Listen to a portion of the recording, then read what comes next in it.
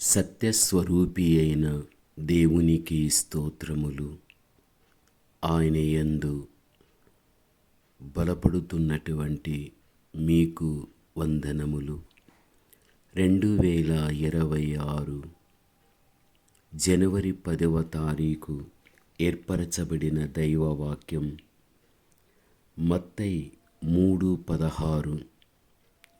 యేసు బాప్తిసం పొందిన వెంటనే నీళ్లలో నుండి ఒడ్డునకు వచ్చెను. ఇదిగో ఆకాశము తెరవబడెను. దేవుని ఆత్మ పావురం వలె దిగి తన మీదికి వచ్చుట చూచెను. ప్రభువునందు ప్రియమైనటువంటి వార్లారా, ప్రభువు ఆకాశమును చీల్చుకొని దిగినప్పుడు అగ్ని దిగుచూ ఉంటున్నది. దేవుని శక్తి దిగుచూ ఉన్నది. దేవుని మహిమ కూడా దిగుచున్నది. దేవదూతలు కూడా దిగుచున్నారు. అంతేకాదు, పావురం వలె ఆత్మయు దిగిరావడం ఈ వాక్యంలో చూడగలం. యేసుక్రీస్తు బాప్తిసం పొంది ప్రార్థించుచుండగా ఆకాశము తెరవబడెను అని లూకా 3:22లో కూడా మనము చూడగలం. ఆయన ప్రార్థించుచుండగా ఆకాశము తెరవబడినని లూకా కూడా పేర్కోగలిగాడు. రూపాంతర కొండలో ప్రార్థిస్తుండగా ఆయన ముఖరూపము మారగలిగాది. ముఖము ప్రకాశించగలిగాది.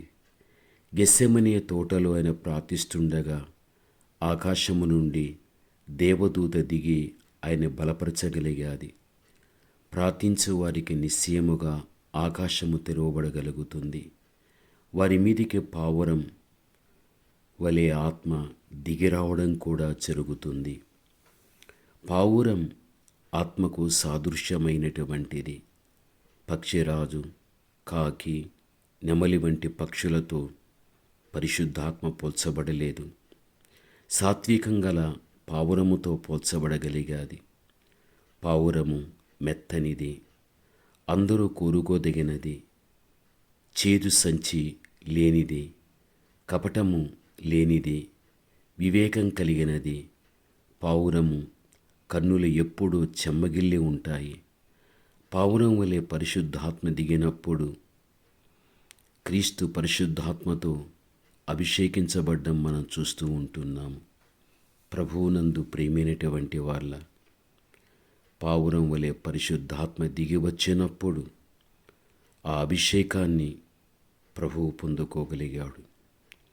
ఈ ఆత్మ నింపుదల కొరకు, అభిషేకము కొరకు క్రీస్తు 30 సంవత్సరాలు సహనముగా కనిపెట్టగలిగాడు. పరిశుద్ధాత్మ బలమును పొందుటకు మునుపు ఆయన ఎటువంటి పరిచర్య కూడా చేయనే లేదు. పావురం ఆయన మీదికి దిగివచ్చినప్పుడు ప్రభువు యెహోవా ఆత్మ నా మీదికి వచ్చి ఉన్నది, దీనులకు సువార్తమానము ప్రకటించుటకు యెహోవా నన్ను అభిషేకించెను అని ఘోషించినట్లు యెషయా 61:1లో కూడా మనము చూడగలము. పరిశుద్ధాత్మ తానే పావుర రూపములో దిగివచ్చినప్పుడు కొలతలేనంత ఆత్మతో ఆయన అభిషేకించబడగలిగాడు. యోహాను 3:34. దేవుడు నజరేయుడని యేసుని పరిశుద్ధాత్మతోనూ శక్తితోనూ అభిషేకించడం, దేవుడానికి తోడై ఉండడం, గనుక ఆయన మేలు చేయుచు అపవాది చేత పీడింపబడిన వారందరినీ స్వస్థపరచుచు సంచరించుచు ఉండెనని అపోస్తల కార్యం 10:38లో మనము చూడగలం. పరిశుద్ధాత్మ అభిషేకమును చూడగలిగితే యేసుక్రీస్తు పైనుండి వచ్చే శక్తి ప్రభువు పొందుకోగలిగాడు. శిష్యులు కూడా అభిషేకాన్ని పొందుకోవాలని బోధించడం కూడా మనం చూస్తూ ఉంటున్నాం. పైనుండి వచ్చే శక్తి నింపబడు వరకు యెరూషలేములో ఉండుడి అని లూకా 24:49లో మనము చూడగలం. ఆయన పరిశుద్ధాత్మ పొందుకున్నాడు. శిష్యులను పొందుకోమని చెప్పగలిగాడు. పరిశుద్ధాత్మ మీ మీదికి వచ్చినప్పుడు మీరు శక్తిని అందుతారని మీరు యెరూషలేములో యూదయ సమరయ దేశములనంతటా భూదిగంతముల వరకు నాకు సాక్షులై ఉంటారని చెప్పబడినట్లుగా మనం అపోస్తల కార్యం 1:8 మనము చూడగలం. నీవు దేవుని యొక్క కుమార్తెవు, నీవు దేవుని యొక్క కుమారుడవు. పరిశుద్ధాత్మ సదాకాలము మీతో కూడా ఉండడం అనేది జరుగుతుంది. ఆయనే ఆదరణకర్త, ఆయనే సర్వసత్యములోనికి నడిపించేవాడు, ఆయనే పాపాన్ని గురించి, నీతిని గురించి, తీర్పును గురించి ఒప్పించేటువంటి దేవాతి దేవుడు. అటువంటి పరిశుద్ధాత్మ అభిషేకం అనేది చాలా నీకు అవసరం.